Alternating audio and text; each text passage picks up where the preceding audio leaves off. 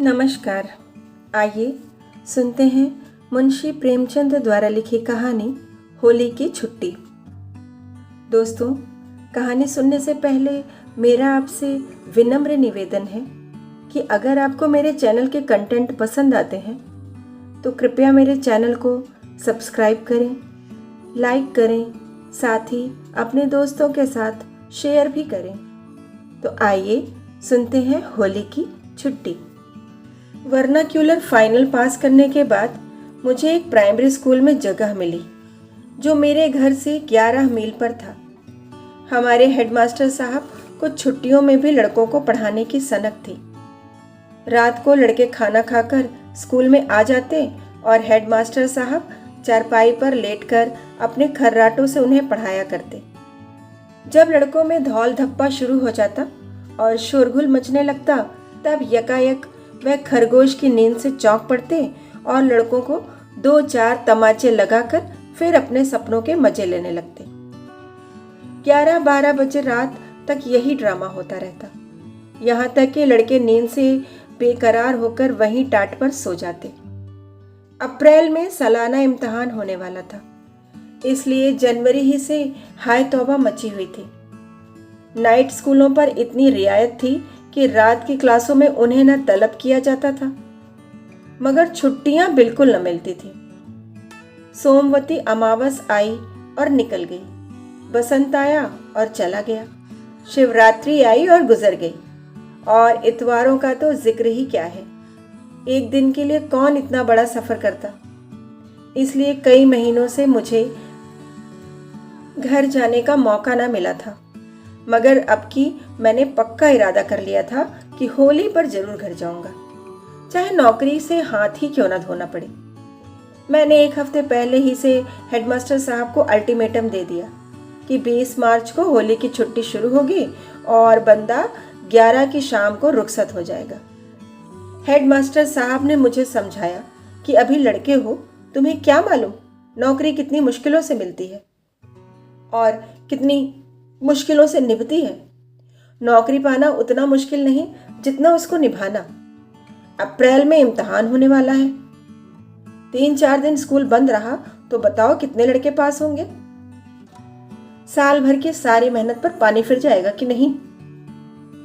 मेरा कहना मानो, इस छुट्टी में न जाओ, इम्तिहान के बाद जो छुट्टी पड़े उसमें चले जाना।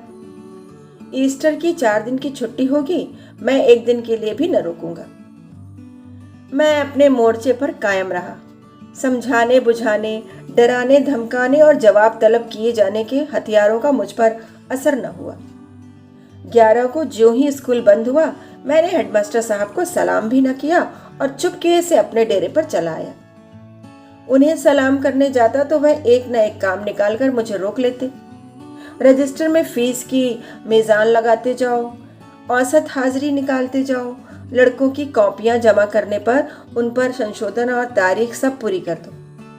गोया यह मेरी आखिरी सफर है और मुझे जिंदगी के सारे काम अभी खत्म कर देने चाहिए। मकान पर आकर मैंने चटपट अपनी किताबों की पोटली उठाई, अपना हल्का लिफाफ कंधे पर रखा और स्टेशन के लिए चल पड़ा। 5:05 पर जाती थी।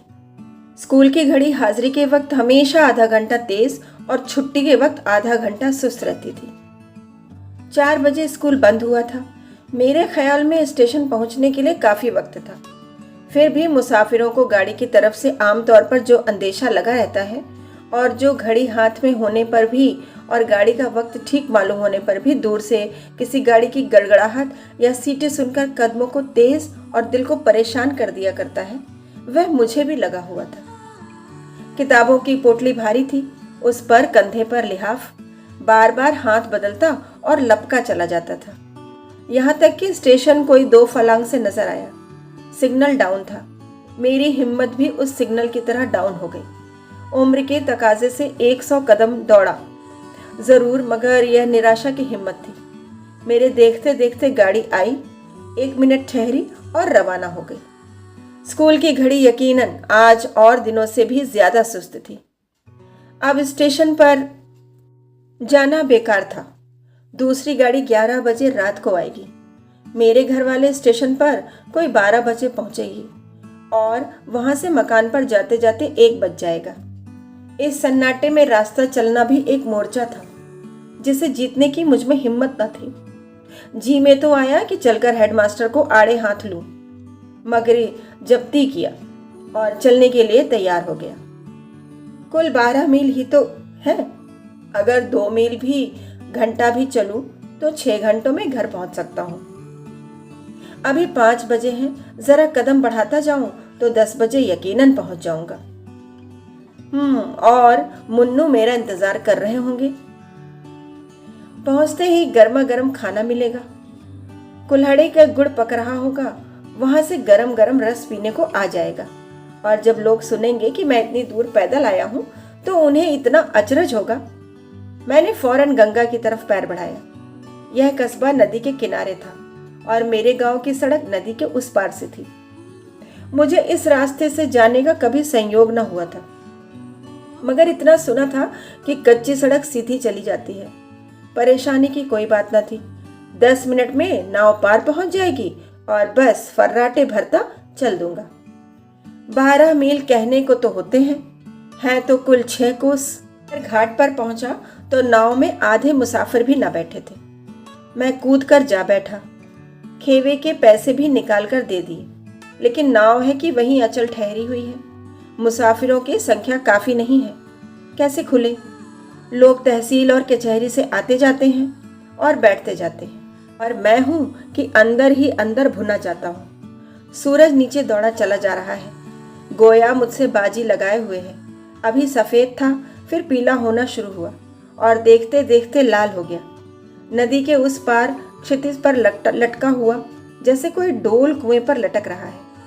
हवा में कुछ खुनकी भी आ गई, भूख भी मालूम होने लगी। मैं आज घर जाने की खुशी और हड़बड़ी में रोटियां न पकाई थी। सोचा था कि शाम को तो घर पहुंच जाऊंगा, लाओ 1 पैसे के चने लेकर खा लूं। उन दानों ने इतनी देर तक तो साथ दिया, अब पेट की पेचीदगियों में जाकर न जाने कहां गुम हो गए। मगर क्या गम है, रास्ते में क्या दुकानें न होंगी? 2-4 पैसे की मिठाइयां लेकर खा लूंगा। जब नाव उस किनारे पहुंची तो सूरज की सिर्फ आखिरी सांस बाकी थी। हालांकि नदी का पाट बिल्कुल पेंदे में चिमट कर रह गया था। मैंने पोटली उठाई और तेजी से चला। दोनों तरफ चने के खेत थे, जिनके ऊदे फूलों पर ओस सा हल्का हल्का सा पर्दा पड़ चला था। बेअख्तियार एक खेत में घुसकर बूट उखाड़ लिया और टूंगता हुआ भागा। सामने 12 मील की मंजिल है, कच्चा सुनसान रास्ता। शाम हो गई है। मुझे पहली बार गलती मालूम हुई, लेकिन बचपन के जोश ने कहा, क्या बात है, 1-2 मील तो दौड़ ही सकते हैं। 12 को मन में 1760 से गुणा किया। 20,000 गज ही तो होते हैं। 12 मील के मुकाबले में 20,000 गज कुछ हल्के और आसान मालूम हुए। और जब 2-3 मील रह जाएगा तब तो एक तरह से अपने गांव ही में होऊंगा। उसका क्या शुमार। हिम्मत बंध गई। इक्के दुक्के मुसाफिर भी पीछे चले आ रहे थे और इत्मीनान हुआ। अंधेरा हो गया है। मैं लपके जा रहा हूँ। सड़क के किनारे दूर से एक झोपड़ी नजर आती है। एक कुप्पी जल रही है। जरूर किसी बनिए की दुकान होगी, और कुछ ना होगा तो गुड़ और चने तो मिल ही जाएंगे। कदम और तेज करता हूँ। झोपड़ी आती है, उसके सामने एक क्षण के लिए खड़ा हो जाता हूँ। 4-5 आदमी उकड़ू बैठे हुए हैं। बीच में एक बोतल है, हर एक के सामने एक एक कुल्हड़। दीवार से मिली हुई ऊंची गद्दी है, उस पर साहजी बैठे हुए हैं। उनके सामने कई बोतलें रखी हुई हैं। जरा और पीछे हटकर एक आदमी कढ़ाई में सूखे मटर भून रहा है। उसकी सौंधी खुशबू मेरे शरीर में बिजली की तरह दौड़ जाती है। बेचैन होकर जेब में हाथ डालता हूँ और 1 पैसा निकालकर उसकी तरफ चलता हूँ, लेकिन पांव आप ही रुक जाते हैं। यह कलवारिया है। खोचे वाला पूछता है, क्या लोगे? मैं कहता हूँ, कुछ नहीं, और आगे बढ़ जाता हूँ। दुकान भी मिली तो शराब की। गोया दुनिया में इंसान के लिए शराब रही सबसे जरूरी चीज है। यह सब आदमी धोबी और चमार होंगे। दूसरा कौन शराब पीता है देहात में? मगर वह मटर का आकर्षक सौंधापन मेरा पीछा कर रहा है और मैं भागा जा रहा हूँ। किताबों की पोटली जी का जंजाल हो गया है। ऐसी इच्छा होती है कि इसे यहीं सड़क पर पटक दूं। उसका वजन मुश्किल से 5 सेर होगा, मगर इस वक्त मुझे मन भर से ज्यादा मालूम हो रही है।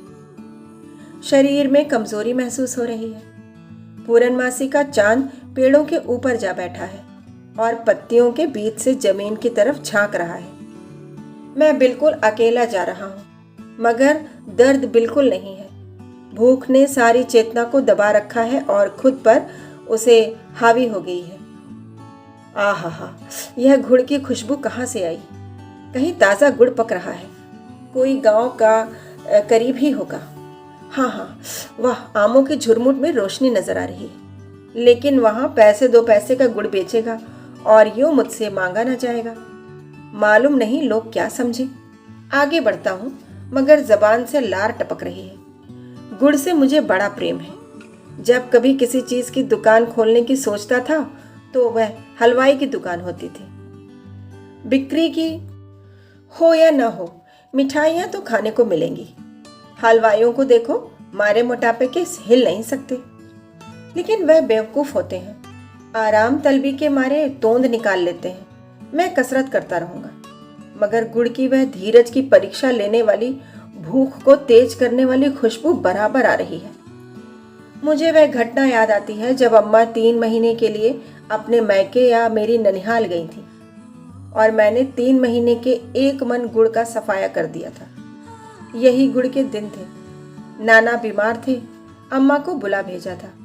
मेरा इम्तिहान पास था, इसलिए मैं उनके साथ न जा सका। मुन्नू को लेती गई। जाते वक्त उन्होंने 1 मन गुड़ लेकर उस मटके में रखा और उसके मुंह पर सकोरा रखकर मिट्टी से बंद कर दिया। मुझे सख्त ताकीद कर दी कि मटका न खोलना। मेरे लिए थोड़ा सा गुड़ एक हांडी में रख दिया था। वह हांडी मैंने 1 हफ्ते में सफा चट कर दी। सुबह को दूध के साथ गुड़, रात को फिर दूध के साथ गुड़। यहाँ तक जायज़ खर्च था, जिस पर अम्मा को भी कोई ऐतराज़ न हो सकता। मगर स्कूल से बार बार पानी पीने के बहाने घर आता और 2-1 पिंडियाँ निकाल कर खा लेता। उसकी बजट में कहाँ गुंजाइश थी। और मुझे गुड़ का कुछ ऐसा चस्का पड़ गया कि हर वक्त वही नशा सवार रहता। मेरा घर में आना गुड़ के सिर शामत आना था। 1 हफ्ते में हांडी ने जवाब दे दिया, मगर मटका खोलने की सख्त मनाही थी। और अम्मा के घर आने में अभी पौने 3 महीने बाकी थे।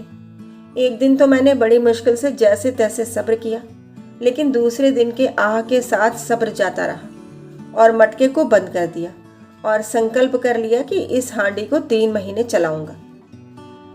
चलो ये न चले, मैं चलाऊंगा जरूर। मटके को वह 7 मंजिल समझूंगा जिसे रुस्तम भी न खोल सका था। मैंने मटके की पिंडियों को कुछ इस तरह कैंची लगाकर रखा कि जैसे बाज दुकानदार दिया सलाई की डिब्बियां भर देते हैं। एक हांडी गुड़ खाली हो जाने पर भी मटका मुंहों मुंह भरा था।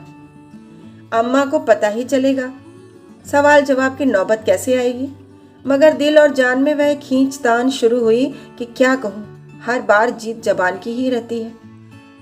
यह तो अंगुल की जीभ दिल जैसे शहजोर पहलवान को नोच रही थी, जैसे मदारी बंदर को नचाए, उसको जो आकाश में उड़ाता है और 7वें आसमान के मंसूबे बंधाता है और अपने जोम में फौरन को भी कुछ नहीं समझता।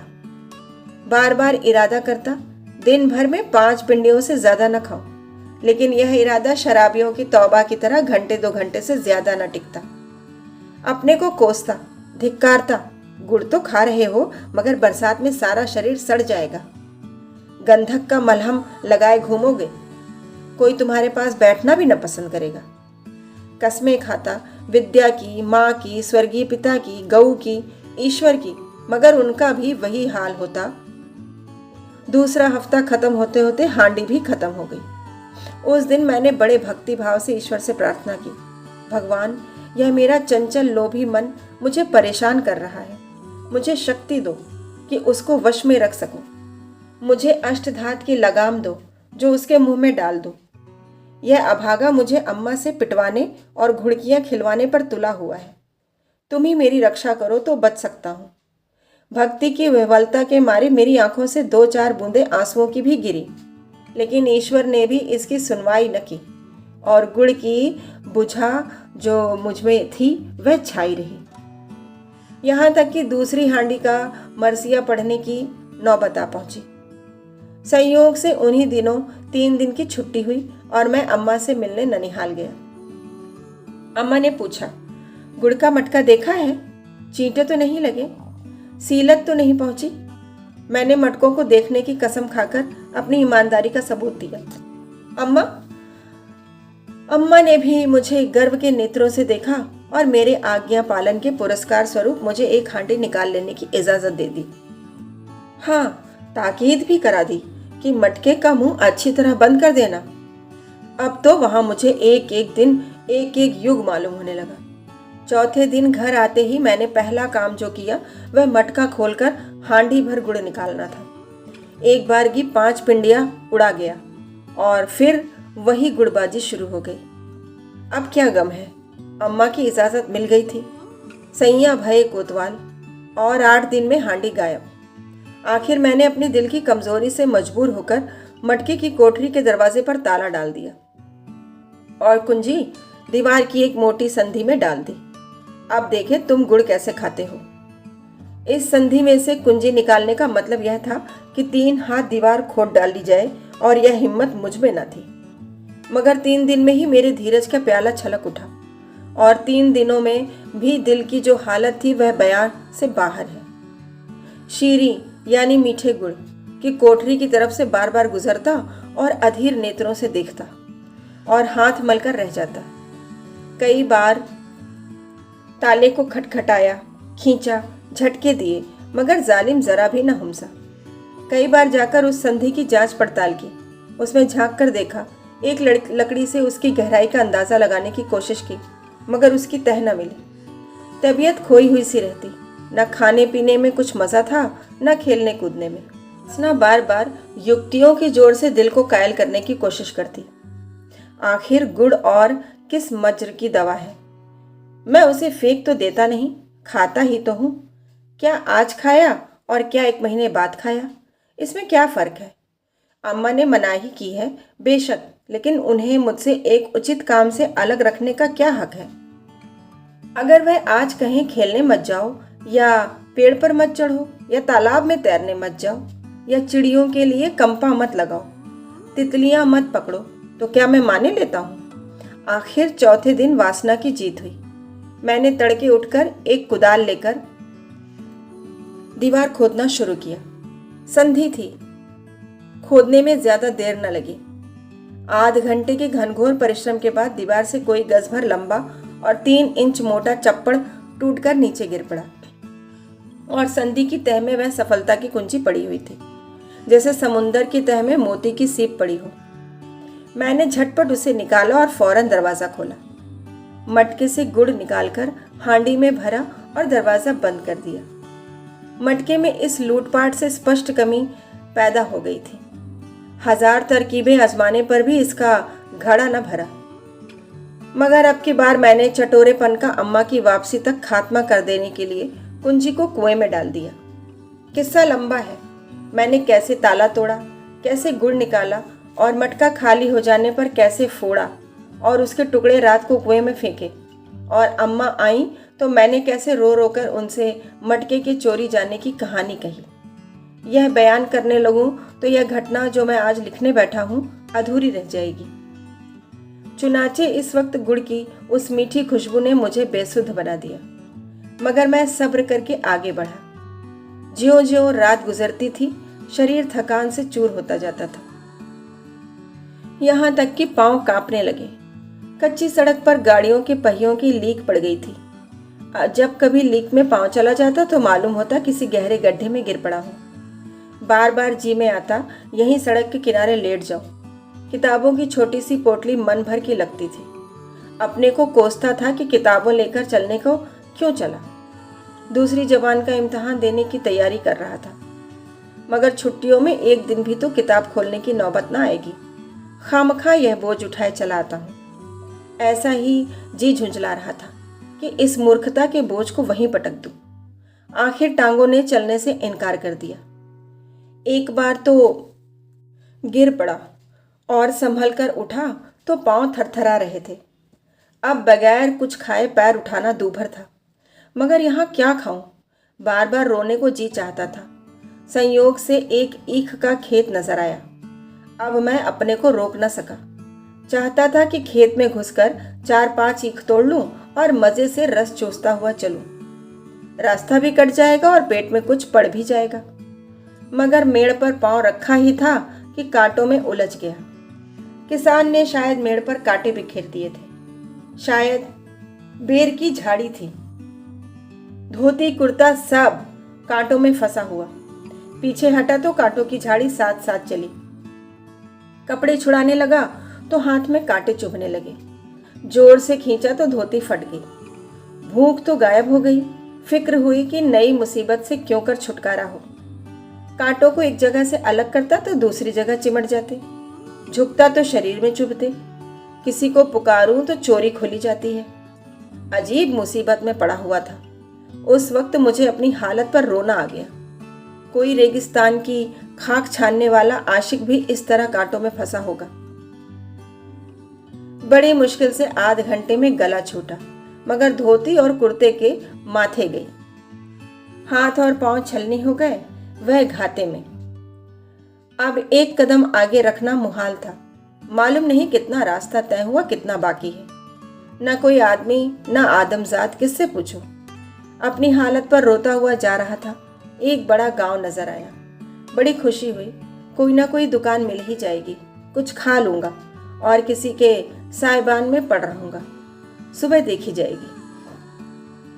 मगर देहातों में लोग सरे शाम सोने के आदी होते हैं। एक आदमी कुएं पर पानी भर रहा था। उससे पूछा तो उसने बहुत ही निराशाजनक उत्तर दिया। अब यहाँ कुछ न मिलेगा। बनिए नमक तेल रखते हैं, हलवाई की दुकान एक भी नहीं। कोई शहर थोड़े ही है, इतनी रात तक दुकान खोले कौन बैठा रहे? मैं उससे बड़े विनती के स्वर में कहा, कहीं सोने को जगह मिल जाएगी? उसने पूछा, कौन हो तुम? तुम्हारी जान पहचान का यहाँ कोई नहीं है। जान पहचान का कोई होता तो तुमसे क्यों पूछता? तो भाई, अनजान आदमी को यहाँ नहीं ठहरने देंगे। इस तरह कल एक मुसाफिर आकर ठहरा था। रात को एक भर में सेंध पड़ गई। सुबह को मुसाफिर का पता न था। तो क्या तुम समझते हो मैं चोर हूं? किसी के माथे पर तो नहीं लिखा होता। अंदर का हाल कौन जाने। नहीं ठहराना चाहते न सही, मगर चोर तो न बनाओ। मैं जानता यह इतना मनहूस गांव है तो इधर आता ही क्यों। मैंने ज्यादा खुशामद न की। जी जल गया। सड़क पर आकर फिर आगे चल पड़ा। इस वक्त मेरे होश ठिकाने न थे। कुछ खबर नहीं किस रास्ते से गांव में आया था और किधर चला जा रहा था। अब मुझे अपने घर पहुंचने की उम्मीद न थी। रात यूं ही भटकते हुए गुजरेगी। फिर इसका क्या गम कि कहाँ जा रहा हूँ। मालूम नहीं कितनी देर तक मेरे दिमाग की यह हालत रही। अचानक एक खेत में आग जलती हुई दिखाई पड़ी कि जैसे आशा का दीपक हो। जरूर वहां कोई आदमी होगा। शायद रात काटने को जगह मिल जाए। कदम तेज किए और करीब पहुंचा कि यकायक एक बड़ा सा कुत्ता भौंकता हुआ मेरी तरफ दौड़ा। इतनी डरावनी आवाज थी कि मैं कांप उठा। एक पल में वह मेरे सामने आ गया और मेरी तरफ लपक लपक कर भौंकने लगा। मेरे हाथों में किताबों की पोटली के सिवा और क्या था? न कोई लकड़ी थी न पत्थर। कैसे भगाऊं? कहीं बदमाश मेरी टांग पकड़ ले तो क्या करूं? अंग्रेजी नस्ल का शिकारी कुत्ता मालूम होता था। मैं जितना ही धद धद करता था उतना ही वह गरजता था। मैं खामोश खड़ा हो गया और पोटली जमीन पर रखकर पांव से जूते निकाल लिए। अपनी हिफाजत के लिए कोई हथियार तो हाथ में हो। उसकी तरफ गौर से देख रहा था कि खतरनाक हद तक मेरे करीब आए तो उसके सिर पर इतने जोर से नालदार जूता मार दूं कि याद ही तो करे। लेकिन शायद उसने मेरी नीयत ताड़ ली और इस तरह मेरी तरफ झपटा कि मैं कांप गया और जूते हाथ से छूटकर जमीन पर गिर पड़े। और उसी वक्त मैंने डरी हुई आवाज में पुकारा, अरे खेत में कोई है? देखो यह कुत्ता मुझे काट रहा है। ओ महतो, देखो तुम्हारा कुत्ता मुझे काट रहा है। जवाब मिला, कौन है? मैं हूं, राहगीर। तुम्हारा कुत्ता मुझे काट रहा है। नहीं काटेगा, नहीं। डरो मत। कहाँ जाना है? महमूद नगर। महमूद नगर का रास्ता तो तुम पीछे छोड़ आए, आगे तो नदी है। मेरा कलेजा बैठ गया। रुआंसा होकर बोला, महमूद नगर का रास्ता कितनी दूर छूट गया है? यही कोई 3 मील। और एक लहीम शहीम आदमी हाथ में लालटेन लिए हुए आकर मेरे सामने खड़ा हो गया। सर पर हैट था, एक मोटा फौजी ओवरकोट पहने हुए, नीचे निक्कर, पाँव में फुल बूट, बड़ा लंबा तगड़ा, बड़ी बड़ी मूछें, गोरा रंग, साकार पुरुष सौंदर्य। बोला, तुम तो कोई स्कूल के लड़के मालूम होते हो। लड़का तो नहीं हूँ, लड़कों का मुदर्रिस हूँ। घर जा रहा हूँ, आज से 3 दिन की छुट्टी है। तो रेल से क्यों नहीं गए? रेल छूट गई और दूसरी 1 बजे छूटती है, वह अभी तुम्हें मिल जाएगी। 12 का अमल है। चलो मैं स्टेशन का रास्ता दिखा दूँ। कौन से स्टेशन? भगवंतपुर। भगवंतपुर ही से तो मैं चला हूँ, वह बहुत पीछे छूट गया होगा। बिल्कुल नहीं, तुम भगवंतपुर स्टेशन से 1 मील के अंदर खड़े हो। चलो मैं तुम्हें स्टेशन का रास्ता दिखा दूँ। अभी गाड़ी मिल जाएगी, लेकिन रहना चाहो तो मेरे झोपड़े में लेट जाओ, कल चले जाना। अपने ऊपर गुस्सा आया कि सिर पीट लूँ। 5 बजे से तेली के बैल की तरह घूम रहा हूँ और अभी भगवंतपुर से कुल 1 मील आया हूँ। रास्ता भूल गया। यह घटना भी याद रहेगी कि चला 6 घंटे और तय किया 1 मील। घर पहुंचने की धुन जैसे और भी दहक उठी। बोला, नहीं, कल तो होली है, मुझे रात को पहुंच जाना चाहिए। मगर रास्ता पहाड़ी है, ऐसा न हो कोई जानवर मिल जाए। अच्छा चलो, मैं तुम्हें पहुंचाए देता हूँ। मगर तुमने बड़ी गलती की, अनजान रास्ते को पैदल चलना कितना खतरनाक है। अच्छा चलो मैं पहुंचाए देता हूँ। खैर खड़े रहो, मैं अभी आता हूँ। कुत्ता दुम हिलाने लगा और मुझसे दोस्ती करने का इच्छुक जान पड़ा। दुम हिलाता हुआ सिर झुकाए क्षमा याचना के रूप में मेरे सामने आकर खड़ा हुआ। मैंने भी बड़ी उदारता से उसका अपराध क्षमा कर दिया और उसके सिर पर हाथ फेरने लगा। क्षण भर में वह आदमी बंदूक कंधे पर रखे आ गया और बोला, चलो, मगर अब ऐसी नादानी न करना। खैरियत हुई कि मैं तुम्हें मिल गया। नदी पर पहुंच जाते तो जरूर किसी जानवर से मुठभेड़ हो जाती। मैंने पूछा, आप तो कोई अंग्रेज मालूम होते हैं, मगर आपकी बोली बिल्कुल हमारी जैसी है। उसने हंसकर कहा, हाँ, मेरा बाप अंग्रेज था, फौजी अफसर। मेरी उम्र यहीं गुजरी है। मेरी माँ उनका खाना पकाती थी। मैं भी फौज में रह चुका हूँ। यूरोप की लड़ाई में गया था, अब पेंशन पाता हूँ। लड़ाई में मैंने जो दृश्य अपनी आंखों से देखे और जिन हालात में मुझे ज़िंदगी बसर करनी पड़ी और मुझे अपनी इंसानियत का जितना खून करना पड़ा, उससे इस पेशे से मुझे नफरत हो गई और मैं पेंशन लेकर यहाँ चला आया। मेरे पापा ने यहीं एक छोटा सा घर बना लिया था। मैं यहीं रहता हूँ और आसपास के खेतों की रखवाली करता हूँ। यह गंगा की घाटी है, चारों तरफ पहाड़ियाँ हैं। जंगली जानवर बहुत लगते हैं। सूअर, नीलगाय, हिरन सारी खेती बर्बाद कर देते हैं। मेरा काम है जानवरों से खेती की हिफाजत करना। उसे मुझे हल पीछे 1 मन गल्ला मिल जाता है। वह मेरे गुजर बसर के लिए काफ़ी होता है। मेरी बुढ़िया माँ अभी जिंदा है। जिस तरह पापा का खाना पकाती थी, उसी तरह अब मेरा खाना पकाती हैं। कभी कभी मेरे पास आया करो, मैं तुम्हें कसरत करना सिखा दूंगा। साल भर में पहलवान हो जाओगे। मैंने पूछा, आप अभी तक कसरत करते हैं? वह बोला, हाँ, 2 घंटे रोज़ाना कसरत करता हूँ। मुकद्दर और लेजिम का मुझे बहुत शौक है। मेरा 50वां साल है, मगर एक सांस में 5 मील दौड़ सकता हूँ। कसरत ना करूं तो इस जंगल में रहूं कैसे?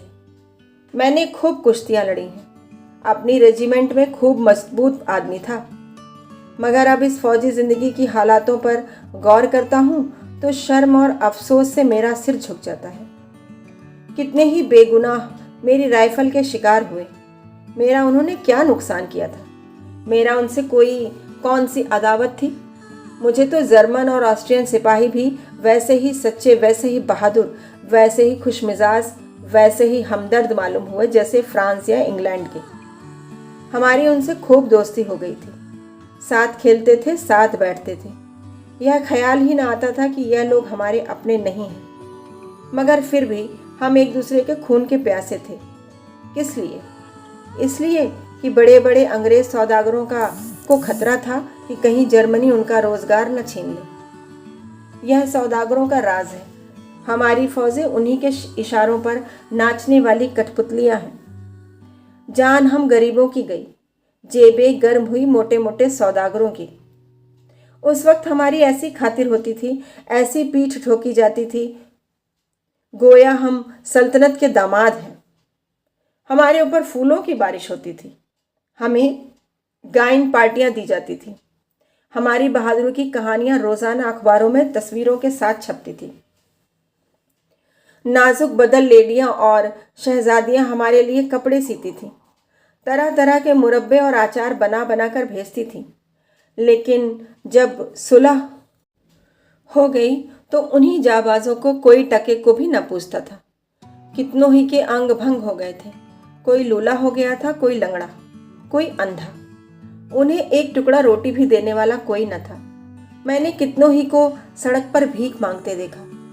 तब से मुझे इस पेशे से नफरत हो गई। मैंने यहाँ आकर यह काम अपने जिम्मे ले लिया और खुश हूँ। सिपाहीगिरी इसलिए है कि उससे गरीबों की जान माल की हिफाजत हो, इसलिए नहीं कि करोड़पतियों की बेशुमार दौलत और बढ़े। यहाँ मेरी जान हमेशा खतरे में बनी रहती है।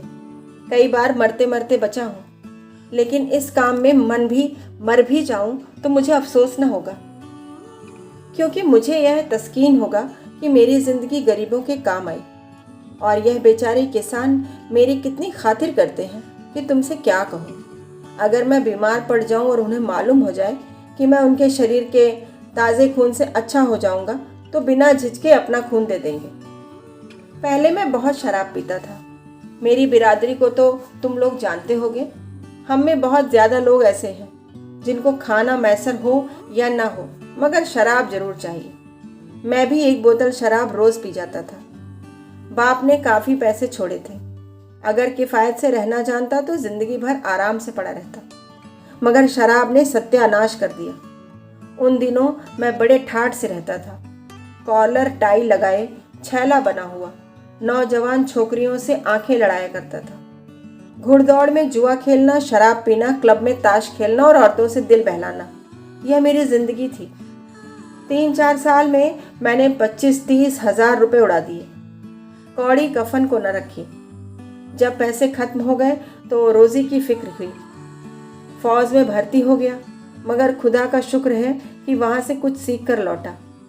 यह सच्चाई मुझ पर खुल गई कि बहादुर का काम जान लेना नहीं, बल्कि जान की हिफाजत करना है। यूरोप से आकर एक दिन मैं शिकार खेलने लगा और इधर आ गया। देखा कई किसान अपने खेतों के किनारे उदास खड़े हैं। मैंने पूछा, क्या बात है, तुम लोग क्यों इस तरह उदास खड़े हो? एक आदमी ने कहा, क्या करें साहब, जिंदगी से तंग है। न मौत आती है न पैदावार होती है। सारे जानवर आकर खेत चर जाते हैं। किसके घर से लगान चुकाएं? क्या महाजन को दें, क्या अमलों को दें और क्या खुद खाएं? कल इन्हीं खेतों को देखकर दिल की काली खिल जाती थी। आज इन्हें देखकर आंखों में आंसू आ जाते हैं। जानवरों ने सफाया कर दिया। मालूम नहीं उस वक्त मेरे दिल पर किस देवता या पैगंबर का साया था कि मुझे उन पर रहम आ गया। मैंने कहा, आज से मैं तुम्हारे खेतों की रखवाली करूंगा। क्या मजाल कि कोई जानवर फटक सके? एक दाना जो जाए तो जुर्माना दूं। बस उस दिन से आज तक मेरा यही काम है। आज 10 साल हो गए, मैंने कभी नागा नहीं किया। अपना गुजर भी होता है और एहसान मुफ्त मिलता है। और सबसे बड़ी बात यह है कि इस काम से दिल को खुशी मिलती है। नदी आ गई। मैंने देखा वही घाट है जहां शाम को किश्ती पर बैठा था। उस चांदनी में नदी जड़ाऊ गहने से लदी हुई जैसे कोई सुनहरा सपना देख रही हो। मैंने पूछा, आपका नाम क्या है? कभी कभी आपके दर्शन के लिए आया करूंगा। उसने लालटेन उठाकर मेरा चेहरा देखा और बोला, मेरा नाम जैक्सन है, बिल जैक्सन। जरूर आना। स्टेशन के पास जिससे मेरा नाम पूछोगे मेरा पता बतला देगा। यह कहकर वह मेरे पीछे की तरफ मुड़ा, मगर यकायक लौट पड़ा और बोला, मगर तुम्हें यहाँ सारी रात बैठना पड़ेगा और तुम्हारी अम्मा घबरा रही होंगी। तुम मेरे कंधे पर बैठ जाओ तो मैं तुम्हें उस पार पहुंचा दूं। आजकल पानी बहुत कम है, मैं तो अक्सर तैर आता हूँ। मैंने एहसान से दबकर कहा, आपने यही क्या कम इनायत की है कि मुझे यहाँ तक पहुँचा दिया, वरना शायद घर पहुँचना नसीब न होता। मैं यहाँ बैठा रहूँगा और सुबह को किश्ती से पार उतर जाऊँगा। वाह, और तुम्हारी अम्मा रोती होंगी कि मेरे लाडले पर न जाने क्या गुजरी। यह कहकर मिस्टर जैक्सन ने मुझे झट उठाकर कंधे पर बिठा लिया और इस तरह बेधड़क पानी में घुसे कि जैसे सूखी जमीन है। मैंने दोनों हाथों से उनकी गर्दन पकड़ी है, फिर भी सीना धड़क रहा है और रगों में सनसनी सी मालूम हो रही है, मगर जैक्सन साहब इत्मीनान से चले जा रहे हैं। पानी घुटने तक आया, फिर कमर तक पहुंचा, ओफो, सीने तक पहुंच गया। अब साहब को एक एक कदम मुश्किल हो रहा है। मेरी जान निकल रही है, लहरें उनके गले लिपट रही हैं, मेरे पांव भी चूमने लगे। मेरा जी चाहता है उनसे कहूँ, भगवान के लिए वापस चलिए, मगर जबान नहीं खुलती। चेतना ने जैसे इस संकट का सामना करने के लिए सब दरवाजे बंद कर लिए। डरता हूँ कहीं जैक्सन साहब फिसले तो अपना काम तमाम है। यह तो तैराक हैं, निकल जाएंगे, मैं लहरों की खुराक बन जाऊंगा। अफसोस आता है अपनी बेवकूफ़ी पर कि तैरना क्यों ना सीख लिया। यकायक जैक्सन ने मुझे दोनों हाथों से कंधे के ऊपर उठा लिया। हम बीच धार में पहुंच गए थे। बहाव में इतनी तेजी थी कि एक एक कदम आगे रखने में एक एक मिनट लग जाता था। दिन को इस नदी में कितनी ही बार आ चुका था, लेकिन रात को और इस मझधार में वह बहती हुई मौत मालूम होती थी। 10-12 कदम तक मैं जंक्शन के दोनों हाथों पर टंगा रहा। फिर पानी उतरने लगा। मैं देख न सका, मगर शायद पानी जैक्सन के सर के ऊपर तक आ गया था, इसीलिए उन्होंने मुझे हाथों पर बिठा लिया था। जब गर्दन बाहर निकल आई तो जोर से हंसकर बोले, लो, आप पहुंच गए। मैंने कहा, आपको आज मेरी वजह से बड़ी तकलीफ हुई। जैक्सन ने मुझे हाथों से उतारकर फिर कंधे पर बिठाते हुए कहा, और आज मुझे जितनी खुशी हुई उतनी आज तक कभी ना हुई। जर्मन कप्तान को कत्ल करके भी नहीं। अपनी माँ से कहना मुझे दुआ दे। घाट पर पहुंचकर मैं साहब से रुखसत हुआ।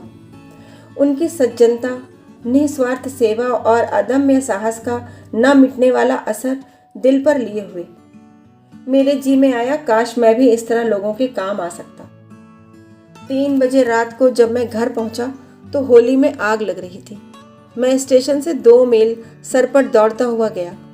मालूम नहीं भूखे शरीर में इतनी ताकत कहाँ से आ गई थी। अम्मा मेरी आवाज़ सुनते ही आंगन में निकल आई और मुझे छाती से लगा लिया और बोली, इतनी रात कहाँ कर दी? मैं तो सांझ से तुम्हारी राह देख रही थी। चलो खाना खा लो।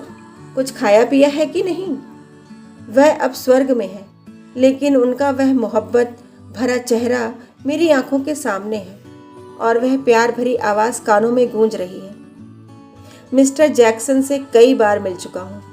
उसकी सज्जनता ने मुझे उसका भक्त बना दिया है। मैं उसे इंसान नहीं, फरिश्ता समझता हूँ। कहानी सुनने के लिए बहुत बहुत धन्यवाद।